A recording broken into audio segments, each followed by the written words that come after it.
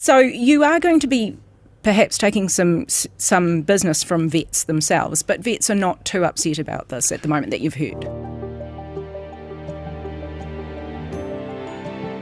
Now, I said Takapuna's open, but it's not quite open yet. We've secured the lease, we get the site on 1 July, and we're targeting a 1 October opening date. Right.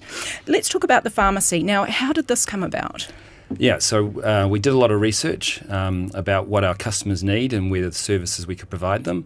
And we realised that there was a need with the increase of medicines, it's grown at 6.3% a year over the last 5 years, that there's a growing need for pharmaceutical products to be offered to our customers.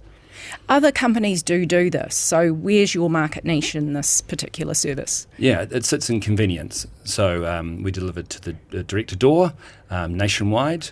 The second part is range. Often the vet may be out of stock, so we offer the full range, largest range in New Zealand. The other part is about repeat on your scripts. So script repeats, and so we've got a auto delivery service, so we can meet the medicine deliveries required to ensure the pet's health is managed.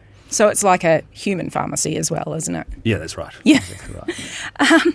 So you are going to be perhaps taking some business from vets themselves, but vets are not too upset about this at the moment that you've heard. Yeah, well, the problem with vets at the moment is that there's staffing issues nationwide, so we need to make sure that the vets spend the time where they're most needed, dealing with consultations and surgeries or procedures. And so if we can give time back to these vets, I think we're going to support their services.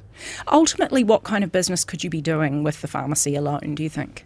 The market is about $60 million. We think it should be around about 5 to 10% of our revenue over time. It's amazing to think people would even bother going to vets over and over if they can just get things online.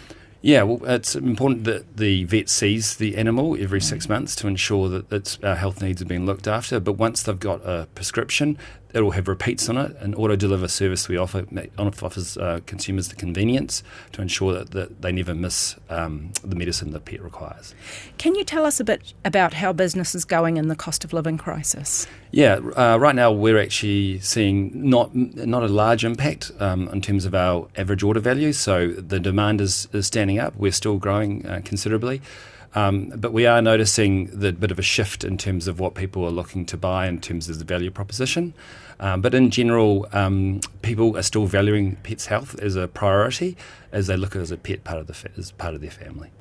And what kind of conditions are you mainly seeing in terms of the pharmacy, in terms of the animal customers? Yeah, so we mostly as pain relief is the primary medicine that's ordered.